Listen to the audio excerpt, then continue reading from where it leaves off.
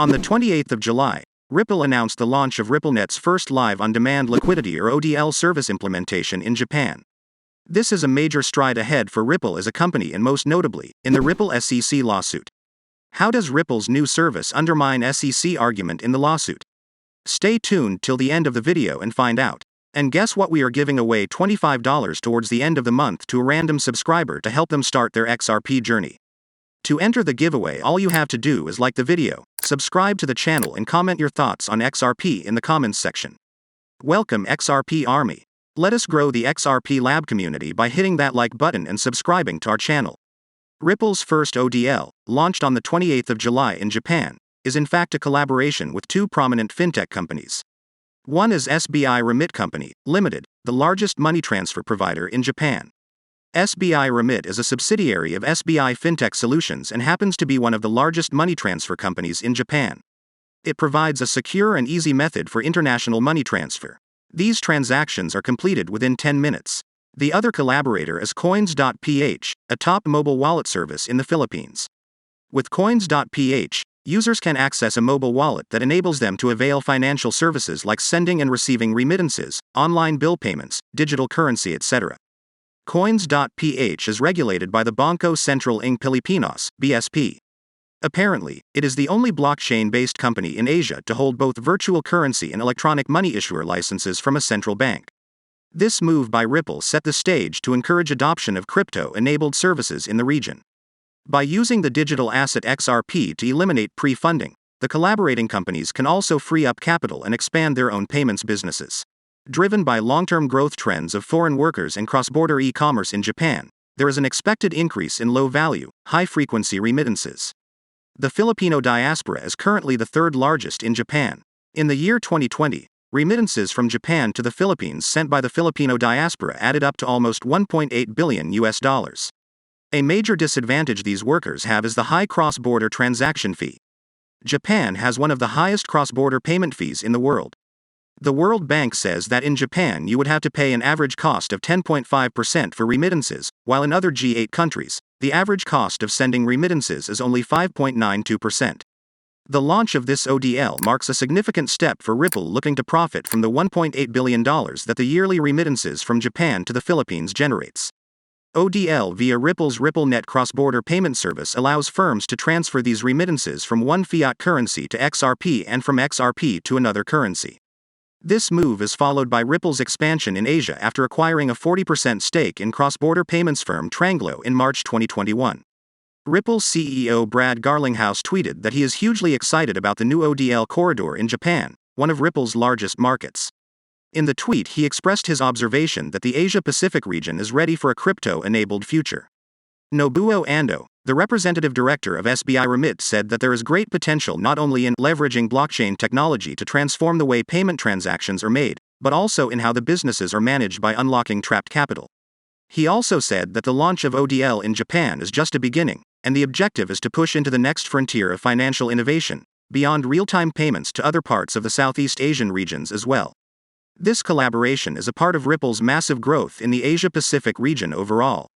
With growing e-commerce clout, increasingly mobile populations and rising clarity around cryptocurrency regulations, Asia-Pacific is one among the many fastest-growing regions for Ripple Labs, with transactions growing 130% every year. Looking ahead, Ripple is all set to meet the Asia-Pacific's growing need for faster and more cost-efficient methods to carry out cross-border payments. Along with this, Ripple is also helping to prepare regional companies for the larger enterprise shift to a cryptocurrency-based future that is already taking form. Now we all know about the lawsuit the SEC filed against Ripple that has been dragging on for a while now. Financial experts everywhere had called out the SEC move as an overreach by a regulatory body. In 2015, the U.S. Departments of Justice and Treasury had recognized XRP as a currency. But this did not stop the SEC from filing a lawsuit against the company on a vague claim. The SEC accused XRP of being a security, and not a commodity as Ripple intended. The SEC complaint alleges that beginning in 2013, Ripple raised funds through selling XRP to investors in the US and abroad as unregistered security offerings. In a 7-year period, from 2013 to 2020, Ripple made a whopping $1.3 billion by selling XRP tokens. Ripple was also accused of exchanging billions of XRP tokens for non-cash consideration, including labor and market-making services. With the launch of this ODL corridor, Ripple has disproved one of the most significant arguments put forth by the SEC, that Ripple has no utility. There's clear evidence that XRP is not a security as the SEC alleged it to be. It has always functioned as a bridge currency. It does not double up as a store of value and is exactly why it is not a security. Ripple has argued that the SEC cannot regulate XRP as a security because it is a medium of exchange used for cross-border and other transactions. The relevance of Ripple XRP is increasing as each day passes. Ripple allows exchanges for a variety of fiat currencies, cryptocurrencies like Bitcoin and even gold. Transactions on this blockchain are confirmed in around 4 to 5 seconds at a nominal cost when compared to that of Bitcoin's blockchain, which could take minutes or hours to confirm a transaction. Also, the environmental damage that Bitcoin is causing through the mining process is leading to significant drops in its value. Bitcoin's future is in shade if it does not switch to a more sustainable method of circulation. XRP indeed has a bright future. The Ripple network has a larger institutional market adoption than most other crypto networks. Ripple is also one of the few companies that seek to diversify itself in blockchain technology. Earlier in July, Ripple had announced its decision to invest in the NFT marketplace Mintable. As the NFT market and creator economies are ever expanding, the high gas fees required to create NFTs are no longer feasible as it deters new participants. Mintable is a platform that has removed these barriers. It is now facilitating low-cost, sustainable NFTs on the XRP ledger. Up until July 27, the XRP prices were languishing in the 60 cents range. On July 28, when the ODL was announced, the prices went up by 10 cents. By noon of 28th, the value of one XRP token had broken through the 72 cents support level. As of July 31st, at the time of making this video, the price of one XRP token was at $0.7447. The average daily trading volume of XRP has risen and has almost doubled to a value of $4.49 billion in the second quarter of the year. In the first 3 months of 2021, the average trading volume of XRP was recorded to be $2.26 billion. XRP's rising trade volume might likely be a reflection of the general market sentiment, as in the second quarter of the year, the crypto market was dominated by a bull run led by Bitcoin, which had reached an all-time high of $65,028 in mid-April. However, Ripple has made continuous advances in expanding the utility of the token and in the overall development of the XRP ledger. XRP jumped 19%, following the announcement of the ODL service implementation in Japan. Ripple had already made major strides in its market in Southeast Asia and in the Asia-Pacific region in general after partnering up with fintech companies like Novati and Tranglo that facilitate cross-border and remittance payments earlier this year. XRP is currently ranked as 5th cryptocurrency according to its daily trading volume, following the stablecoin Tether, USDT, Bitcoin, BTC, Ethereum, ETH, and Binance USD, BUSD.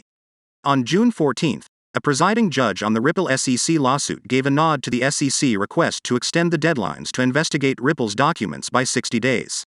Ripple had opposed the SEC request, and had called this delay an existential threat to its business in the United States. The SEC, a regulatory body, is left unregulated by the U.S. government regarding the crypto market.